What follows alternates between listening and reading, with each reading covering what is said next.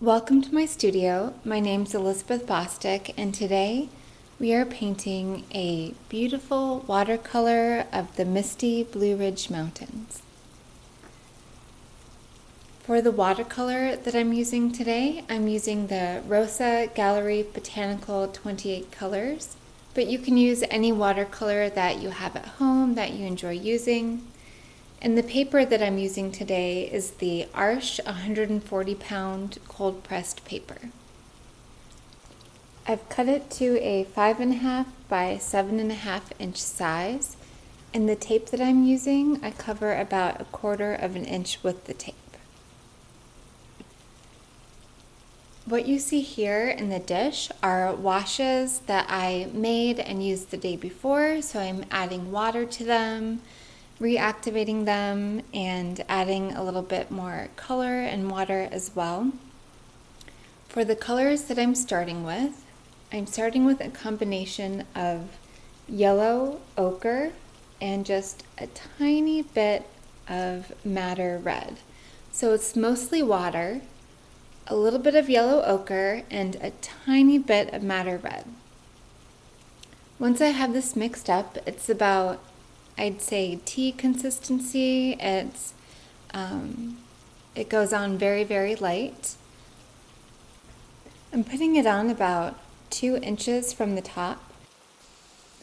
I'm using long strokes from side to side, and then I rinse out a bit of the paint from the brush and add mostly water from the top of the page down to meet the paint, making sure that the whole section is wet so it has a nice, soft drying line.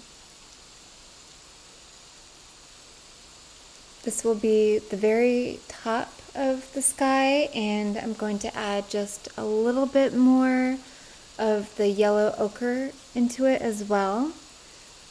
At the bottom of the area where I have the yellow ochre and red mix, I'm adding just a little bit of water to soften it up at the bottom, and then putting in that yellow ochre, just a tiny hint more of the yellow ochre to give it more of a golden glow.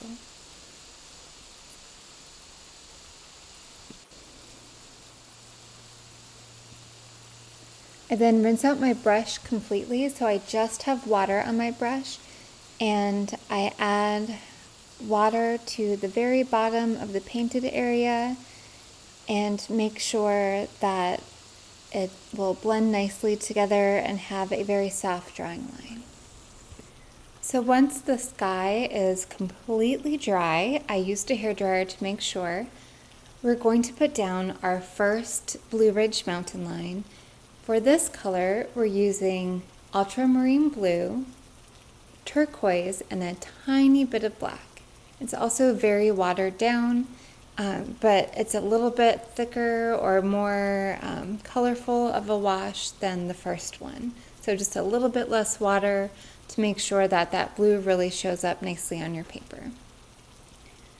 The turquoise is used as I wanted this first initial mountain line to have just a tiny hint of green in it, a little bit of a blue-green.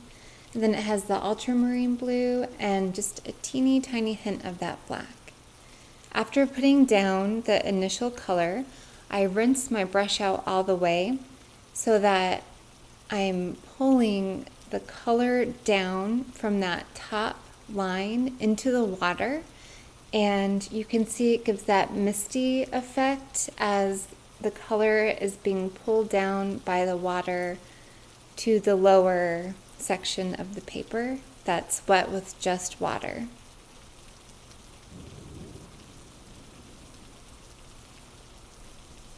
I then load up the brush again with that blue-green wash, and I'm adding color just to the very top of that mountain line, and that color is then bleeding in to the part of the mountain line that's just that very, very thin, watered down color, and it gives you that beautiful misty effect. Then I rinse out my brush completely, so I just have water on my brush.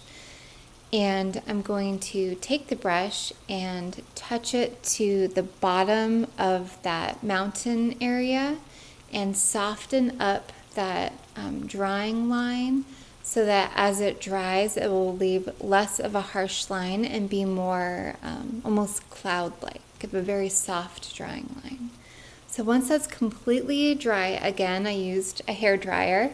I'm taking that same color, which is a combination of the ultramarine blue, the turquoise, and just a tiny bit of black, and I'm drawing another mountain line in again. I'm making sure to leave a little bit of that lighter color, that kind of a misty area showing, to not put this mountain line too close to the top of the mountain line behind it.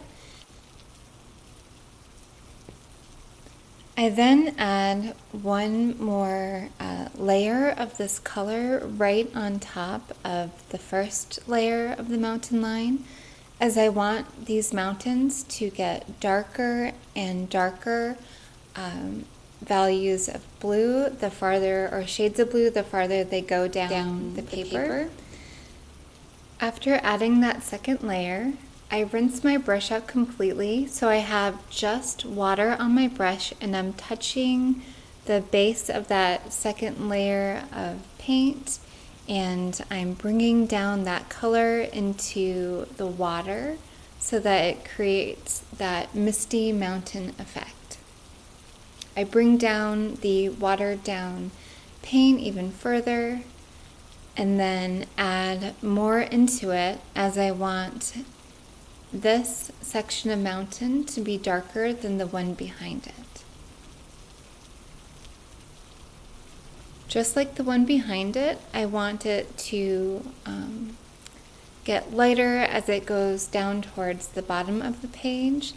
So I rinse my brush out again and I'm adding just water to the very bottom of this layer of mountains so that it will create that misty effect again, and the dry line, the water line, the paint line will be softer and not as harsh.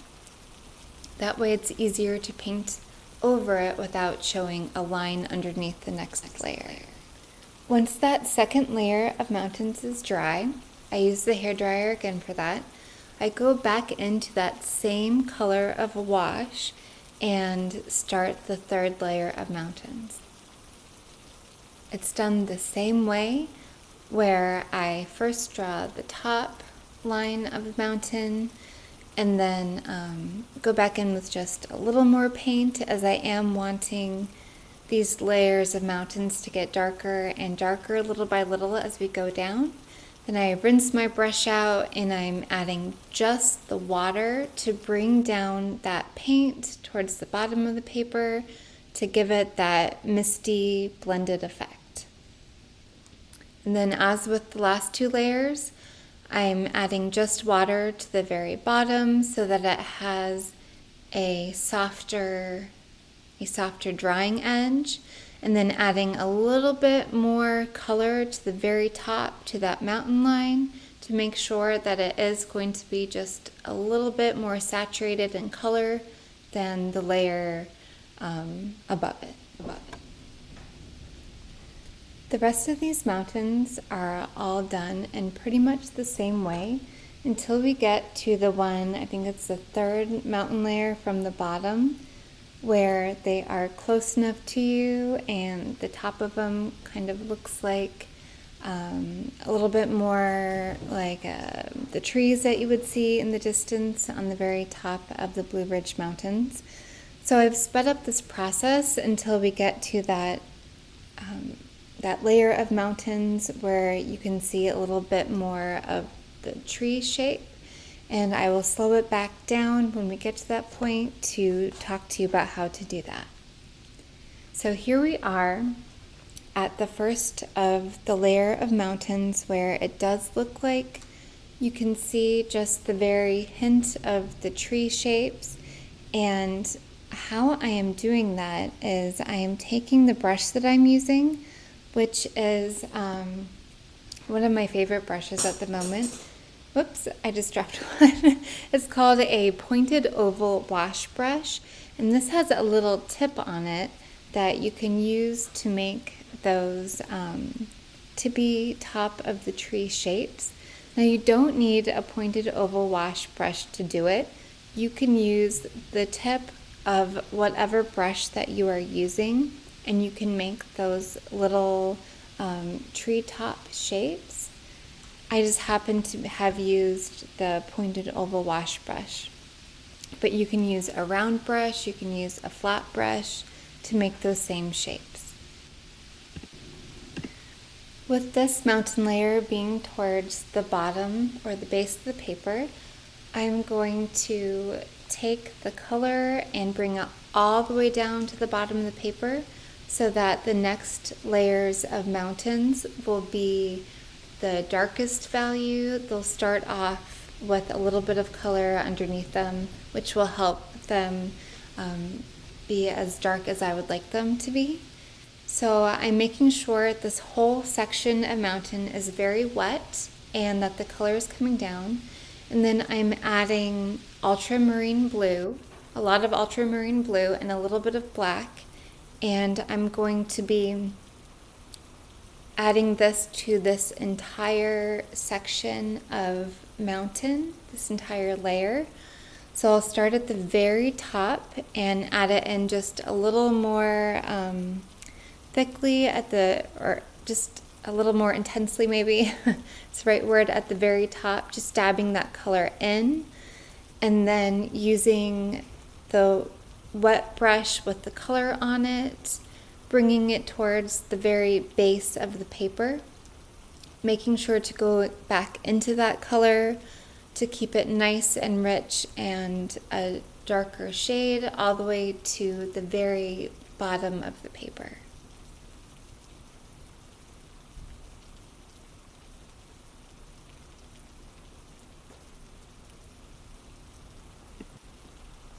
To give it a bit of that same misty look, I then go back into the very top of the mountains, or this mountain section, and add in some more color so that you do still have some of that misty look where you have the richer color at the very top of the mountain, and then it fades in softly, almost cloud-like, to the lighter value down below.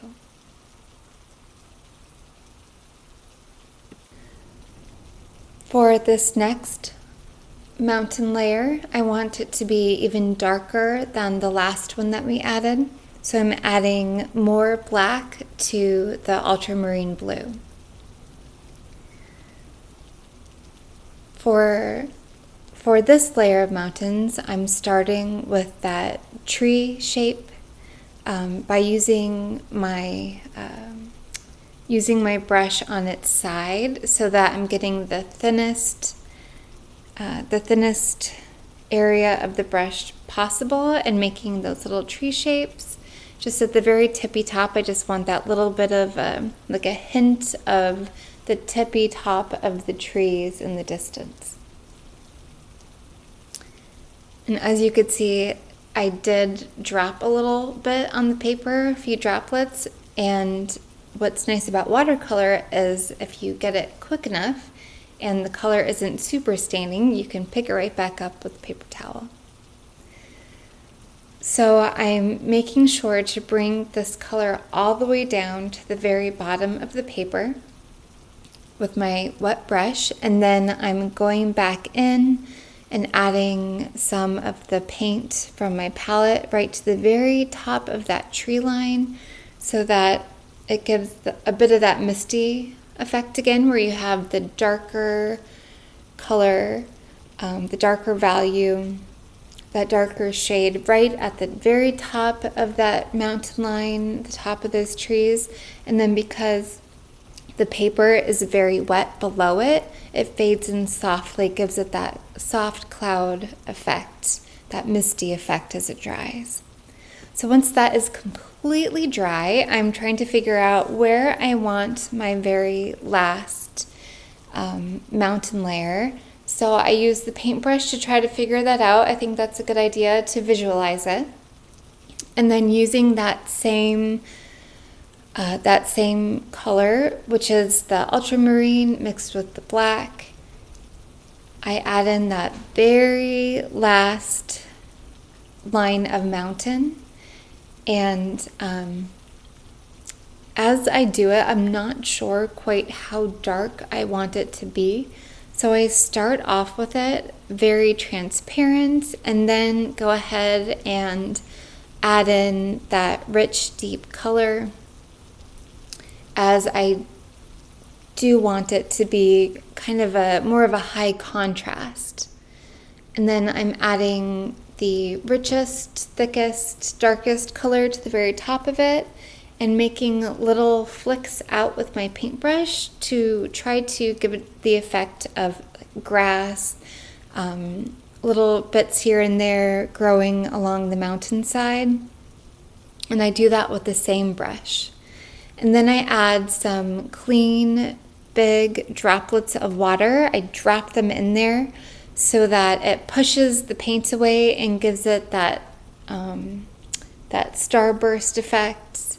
It gives it that texture so that it's not just a solid, blob of dark paint. It gives it that kind of ethereal look that we love about watercolor.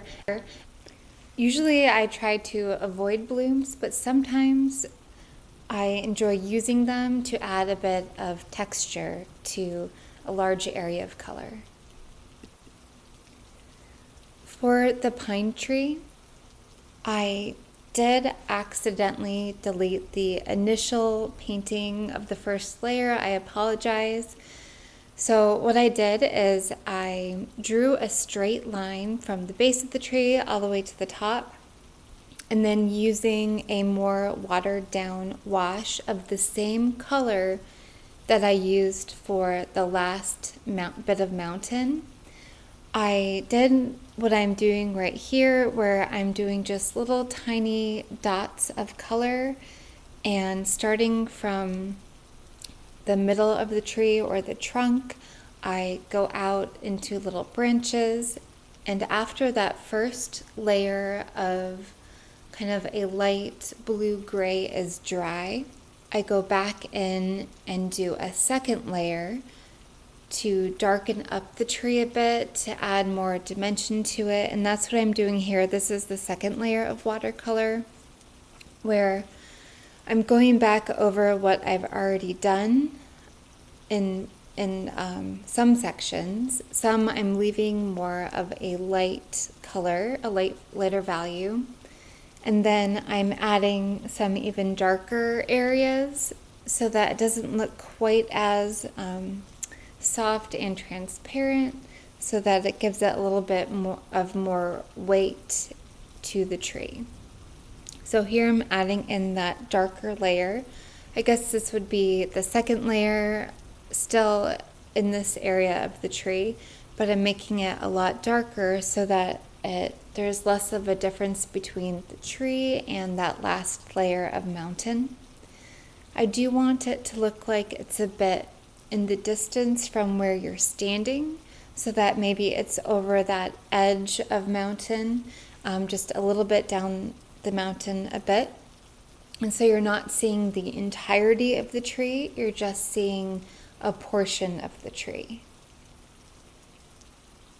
For this tree, there are about 3 layers of watercolor washes that I'm adding to it. The first layer I let dry completely, and then after that I'm letting it dry as I paint, just adding to it here and there.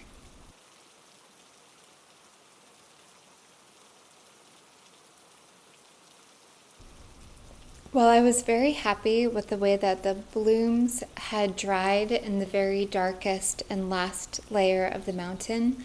I did want it to be a darker value to have more contrast, so I ended up going in with that same combination of ultramarine blue and black and painting over the entire last mountain layer to give it a darker value, to add more contrast between the mountain that was closest to you, that last layer in the background. I'm not sure if I made the right decision here. I do like how it was in the beginning, but I also like the way it turned out in the end. I'm just not 100% sure if it didn't look best with the first, after that first try. But anyhow, I did add another layer of color, and then again, just like with the first layer of color, I added large water drops to make that like cauliflower effect, that starburst, while that paint is still wet. So at the very top of the paper for the clouds in the sky, I'm taking my paintbrush with just clean water on the paintbrush. You won't want to use the water that you've been rinsing your brush off for this. You'll want to get some new clean water.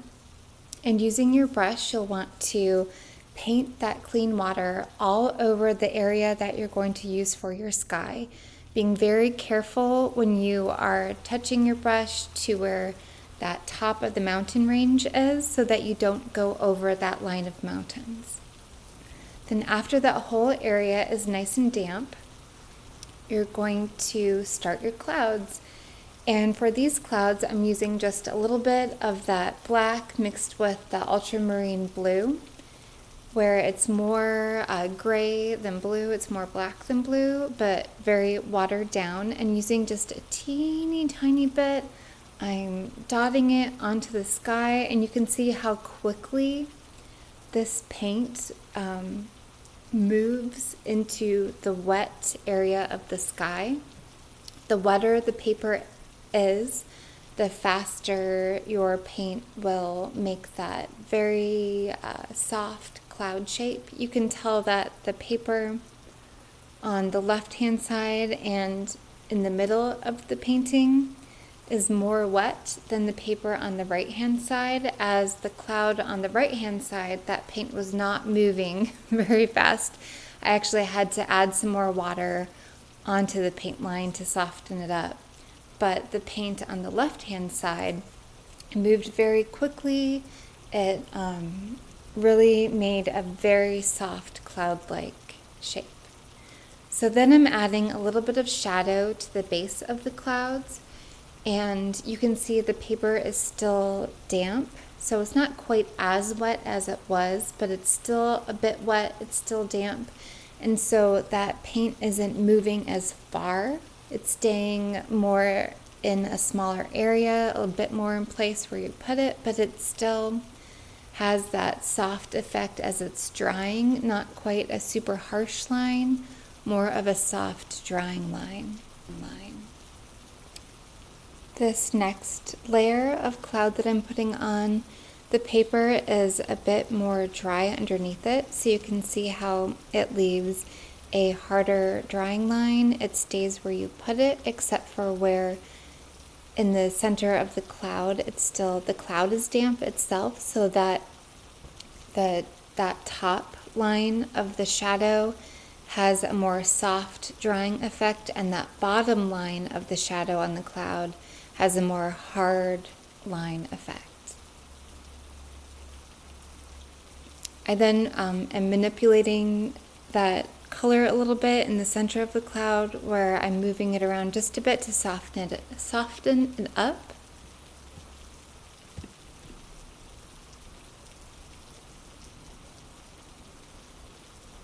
I then add a few little clouds, teeny tiny ones, to look like they're off in the distance, to give the image more depth, to make it look like there are some little clouds floating off way in the distance.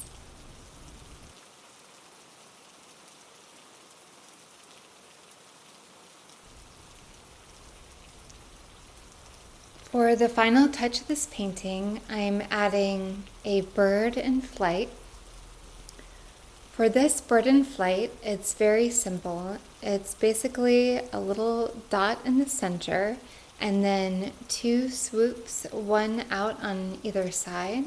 I looked at images of birds in flight and found that the farther they were away, the better for ease of painting, as the less details that you need to add. So for this, I'm using my number 0 round brush, which is very good for details, and I'm able to, just with those 2 little swoops and the 1 dot in the center, give you the look of a bird in flight above the mountain range.